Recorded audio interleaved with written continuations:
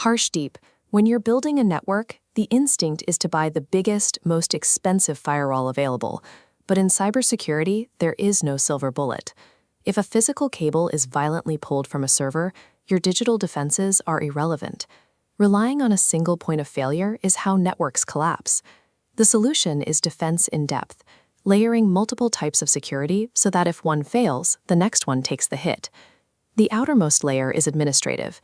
These are the invisible rules that govern human behavior, your security policies, hiring practices, and employee training. Inside that is the technical or logical layer. This is the digital code protecting the data itself, operating through encryption, access control lists, and firewalls. At the core is the physical layer. All the encryption in the world matters very little if someone can walk out with the hard drive, so we use real-world barriers like fences, locks, and security guards.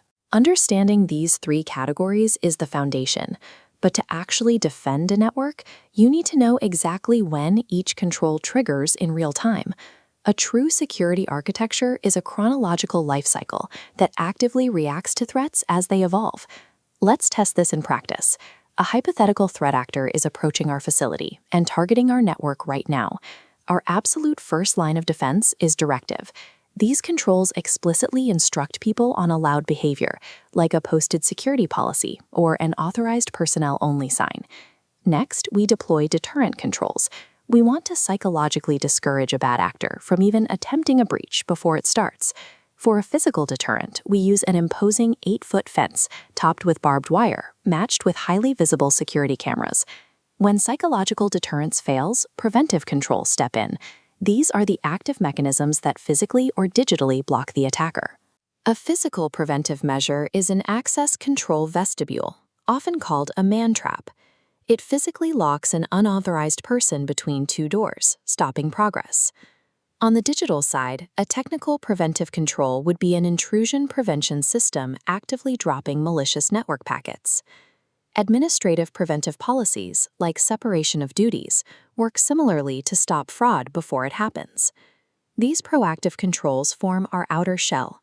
They filter out the noise and block the vast majority of unsophisticated attacks well before any damage occurs.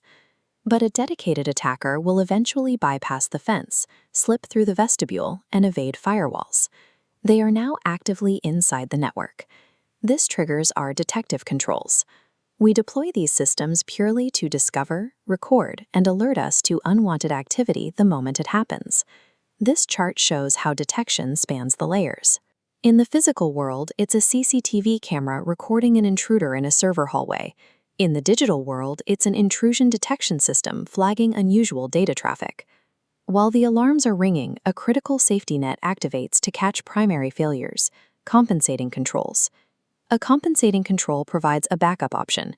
It enforces our security policy even when the primary requirement falls short.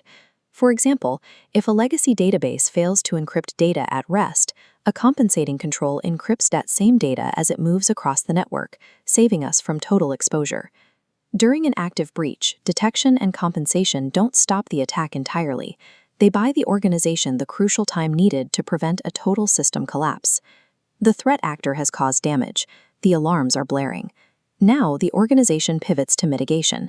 This requires corrective controls. These are mechanisms designed to modify the environment and automatically return systems to a normal state after a violation.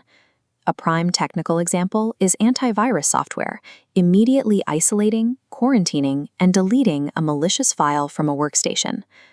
For catastrophic damage, we rely on the final, most complex fallback layer, recovery controls.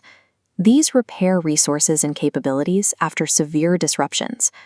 Our recovery toolkit relies on fault-tolerant drives, server clustering, and off-site disaster recovery backups to bring the business back to life. Reactive controls ensure the business actually survives the breach, transforming what could be a fatal blow into a manageable, repairable incident. Harshdeep, if we pull out of this chronological timeline, the security architecture looks more like an interdependent ecosystem. Each layer's success depends on the stability of the others. These functions and types constantly overlap. A visible security camera acts as a physical deterrent, but reviewing its recorded footage is a physical detective control. This grid shows how they are entirely interdependent. Administrative policies mandate the technical tools, and physical controls protect the hardware running those tools. Every time you evaluate a security architecture, move beyond the static question of whether a system is secure. True defense in depth means always asking, if this fails, what catches the fall?